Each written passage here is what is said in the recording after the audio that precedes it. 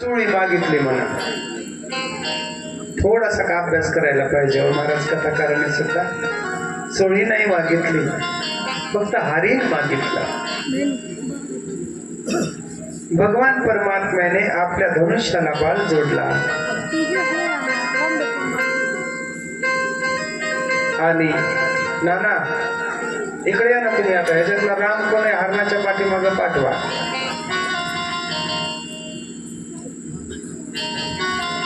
पुढे साक्षात परब्रह्मा भगवान परमात्मा सीतामाईने हरिण दाखवलं.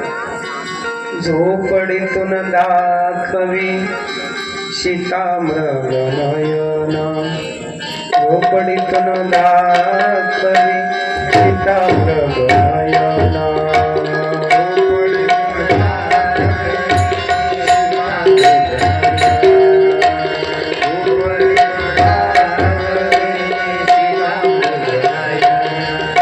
झोपडीतून दाखवी सीता मृग नयना,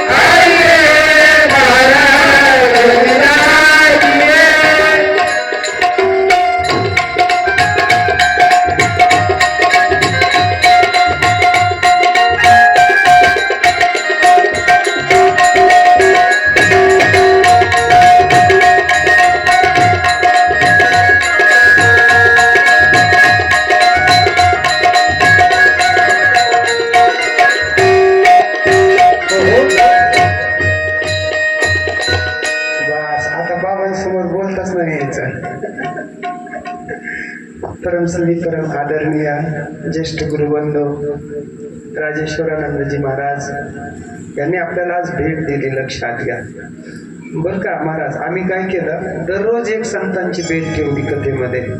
रोज एक संत. उद्या आपले अंकईचे बाबा येणार आहेत, 4 वाजताच येणार आहेत ते. मग मिरवणूक आहे आपली. हो, बाबाजींचा आश्रम इथं पांढरेपूरच्या जवळ आहे. स्वामीजींकडे आम्ही एकत्र राहिलो. तर पुढे कथेला सुरुवात. राम असणारा हरणीच्या पाठीमागे जातात. हरण पुढे भगवान परमात्मा पाठीमागे. देवाला माग पळायला लावलं. काय ताकद असेल होत्या मारीच्याची. देव त्याच्या पाठीमागे पळत होते. सोन्याचा हरण बनून मारीच पुढं, देव त्याच्या पाठीमाग. मारीच थांबायचा आणि देवाला डोळे भरून पाहायचा. नाही बाबा, देवाला डोळे भरून पाहिलं की पुन्हा पुढं पळायचा, पुन्हा पुढं पळायचा, पुन्हा मागं पाहायचा, पुन्हा पुढं पळायचा. देव मागं पळत होते. आणि भगवान परमात्म्याने धनुष्याला लावलेला बाण असणारा सोडला. सोडल्यानंतर असणारा मारीच्या छातीमध्ये जाऊन लागतो. आणि मग मारीच देवाचं नाही नाव घेत, लक्ष्मणा धाव धाव धाव. सीता तर चुकली नाही बाबा. आणि सीता माता भगवंताला लक्ष्मणजीला सांगते, भाऊजी तुम्हाला आवाज देतात, तुम्हाला जावं लागेल. भगवान परमात्मा पुन्हा आवाज येतो, लक्ष्मणा धाव धाव, सीते लक्ष्मणा. रामाचाच आवाज काढला हरणाने. आणि लक्ष्मणाने सीतामाईला सांगितलं, माई ही मी रेषा वडतोय म्हटले, आणि ही रेषा ओलांडून तुम्ही काही जाऊ नका. लक्ष्मणाने ती असणारी रेषा ओढली, ज्याला आपण लक्ष्मण रेषा म्हणतो. आणि लक्ष्मणजी भगवंताच्या दिशेने जातात. लक्ष्मणा धाव धाव धाव. तिकडे असणारा मारीच ओरडतो, लक्ष्मणजी असणारे भगवंताच्या दिशेने जातात.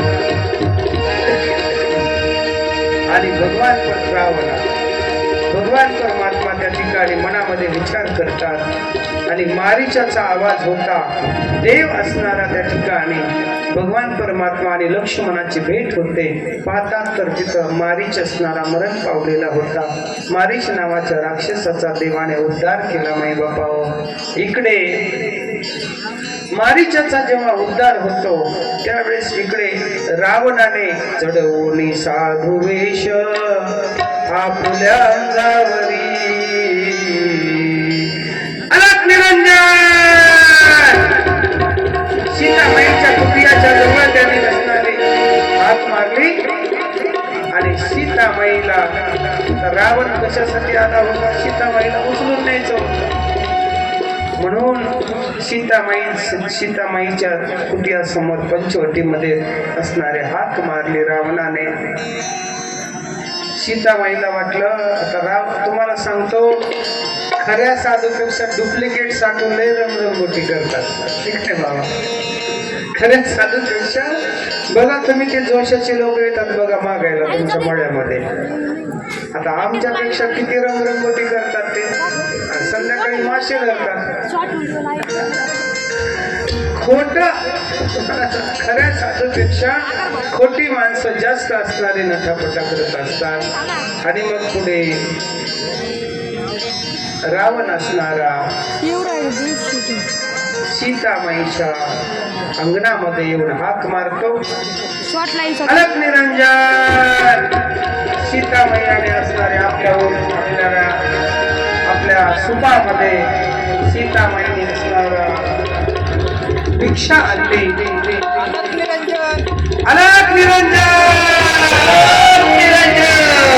सीतामाईने मोठ्याने थोडं अलग निरंजन. आणि सीतामाईला असणारा रावणाने बसवला. माई बाबा, काळी वाजवा सर्वजण. सीतामाईला असणारा बसवला. आणि सीतामाईचा हात धरून असणारा रावणाने आपल्या असणाऱ्या पुष्पवनामध्ये घेतलं आणि सीतामाईला घेऊन गेले असणारे रावण. सीतामाईला भिक्षा देत असताना सीतामाईने असणारं भिक्षा देत असताना सीतामाईला सांगितलं, रेषेच्या बाहेर येऊन भिक्षा वाढ. रेषेच्या बाहेर सीतामाई आल्या आणि सीतामाईला रावण घेऊन जा.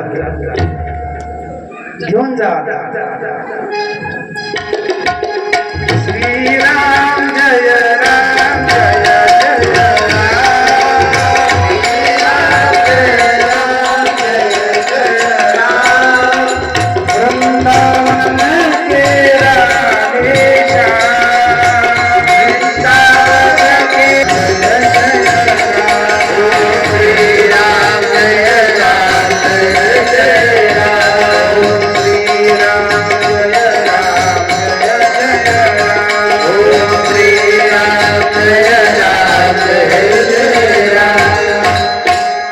भगवान परमात्म्याची माई सीता उचलून नेल्यानंतर त्या ठिकाणी रस्त्यामध्ये एक पक्षी असणारा आडवा येतो रावणाला. तो पक्षी म्हणजे जटायू दादा. जटायूचं आणि रावणाचं युद्ध होतं. जटायूचं आणि रावणाचं युद्ध होतं. आणि या रावणाच्या जटायूच्या युद्धामध्ये रावण जटायूला विचारतो, जटायू तुझं मरण कशात आहे. त्याने सांगितलं माझं मरण पंखात आहे. रामाचे भक्त नेहमी खरे बोलत असतात बघा, रामाचे भक्त खोटं नाही बोलत. माझं मरण म्हणजे पंखामध्ये. आणि रावणाला विचारलं तुझं मरण कशात आहे? त्याने सांगितलं डाव्या पायाच्या अंगठ्यामध्ये. जटायू तिथपर्यंत चुंच मारण्याचा प्रयत्न करतो, परंतु त्या ठिकाणी जटायूचे असणारे पंख छाटले जातात आणि जटायू तिथून असणारा त्याचा उद्धार होतो. पुढे भगवान प्रभू रामचंद्रजी आणि भैया लक्ष्मणजी हरणाला असणारा उद्धार करून हरणाचा उद्धार करून पुढे येतात. येत असताना पाहतात तर असणारा सीतेने ओंजळीमध्ये आणलेली भिक्षा असणारी त्या कुटियाच्या बाहेर पडलेली होती. कुणीतरी एक लांबची रेष असणारी ओढलेली होती. लक्ष्मण जे सांगतात मीच ओढली होती ती रेष. सीतेला माईला सांगितलं होतं की याच्या बाहेर येऊन भिक्षा वाढू नका किंवा बाहेर याच्या येऊ नका तुम्ही. तरी पण सीतामाई आल्या आणि मग सीतामाईला शोधण्यासाठी भगवान परमात्मा झाडांना विचारतात, पक्ष्यांना विचारतात की झाडांनो सांगा हो तुम्ही सीता माई पाहिली का? लतानो सांगा हो तुम्ही सीता माई पाहिली का?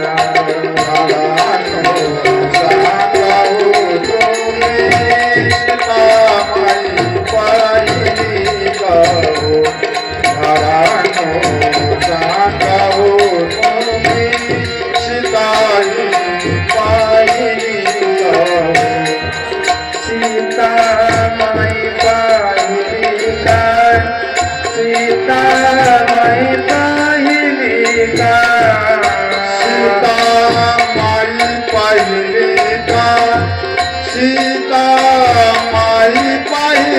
का?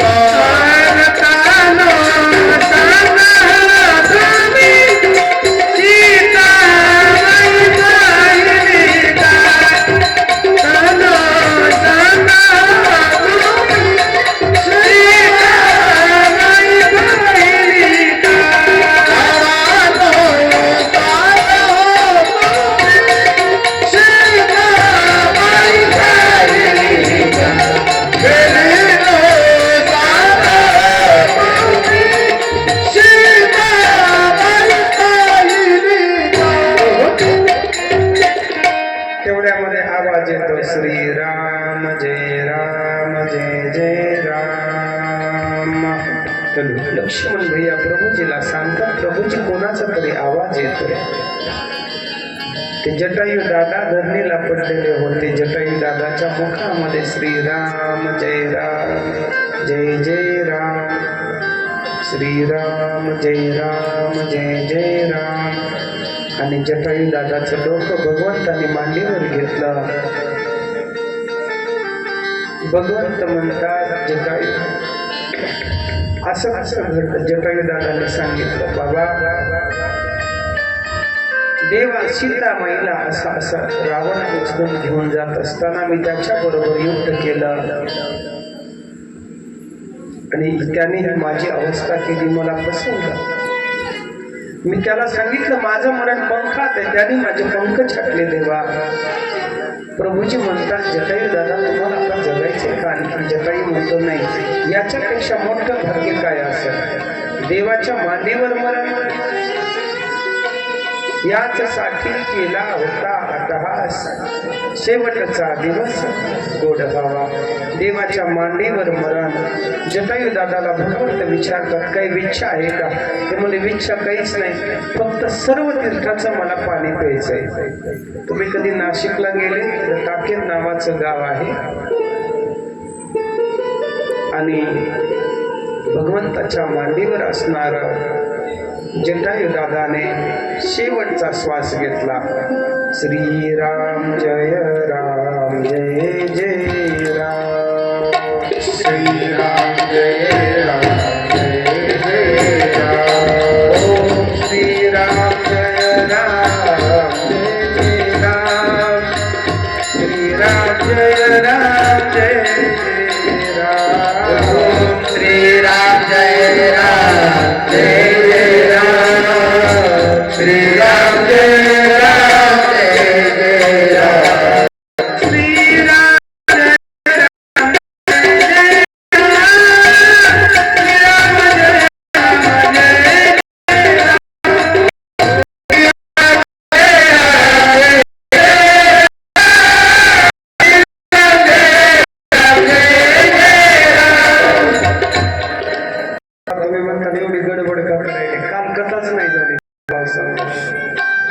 होता, त्यामुळं कालचं आणि आजचं एकत्र सांगायचं. उद्या तर सांगता कथेची. जटायू दादाचा उद्धार होतो. पुढे भगवंत पुढे चालत राहतात त्या दिशेने. मग एका कुटियामध्ये 60,000 वर्ष जिने साधूच्या आश्रमामध्ये फक्त रांगोळी काढली, सडा टाकला. भिल्ल समाजामध्ये जन्माला आलेली शबरी 5 वर्षाची असताना लग्न जमलं. हळदी समारंभाच्या दिवशी अशी मंडपामध्ये बकऱ्याची दावण बांधली होती. शबरी म्हणते, देवा, शेजारच्या माणसाला विचारतात, बाबा हे कशासाठी आणले? ते म्हणजे तुझ्या लग्नात कापायला आणले. बघा, म्हणजे माझं लग्न जर यांना कापून होत असेल तर मला लग्नच करायचं नाही. वैराग्य तयार झालं. सकाळच्या पहारी शबरी निघून जाते. 60,000 वर्ष त्या ठिकाणी तिने साधना केली. गुरुजींनी तिला शेवटच्या क्षणाला सांगितलं, शबरी, माझ्या नंतर येणारा जो पुरुष असेल तो भगवान प्रभू रामचंद्रजी असतील आणि ते तुझा उद्धार करते. मग शबरी असणारी एकच काम करायची, रामा रामा रटते रटते रामा बेटी रे उमरिया, मीठे मीठे देर नगी भरलाई रे छाबडिया. रोज गोड गोड पोरांच्या छाबड्या भरून आणायच्या. आंबट लागलं फेकून द्यायची, मध्यम असेल तर स्वतः खायची. आंबट लागलं तर फेकून द्यायची, मध्यम असेल तर स्वतः खायची आणि गोड असेल तरच भगवंताच्या नावाने काढून ठेवायची. कारण एक दिवस असा येणार होता की या कुटियामध्ये भगवान प्रभू रामचंद्रजी येणार होते. आएंगे रघुराया तब आसन पर बिठाऊंगी, मैं अपने हाथों से राम को खिलाऊंगी. साथ साथ लखन जी का आवन होगा, शबरी की कुटियों का पावन होगा. म्हणून शबरी असणारी रोज रोज नवीन पाणी आणून ठेवायची ताजा. आणि ती शबरी मनामध्ये विचार करते की असणारे या भगवंताचं आपण असणारं एक काम करूया. भगवान परमात्म्याच्या दिशेने तिचं ओढ लागते आणि ती शबरी रोज आएंगे रघुराया तब आसन पर बिठाऊंगी,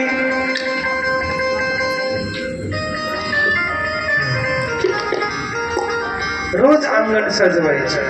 राम आएंगे तो अंगना सजाऊंगी, राम आएंगे तो अंगना सजाऊंगी, मेरी झोपड़ी के सारे जाएंगे, राम आएंगे, मेरी झोपड़ी के सारे खुल जाए.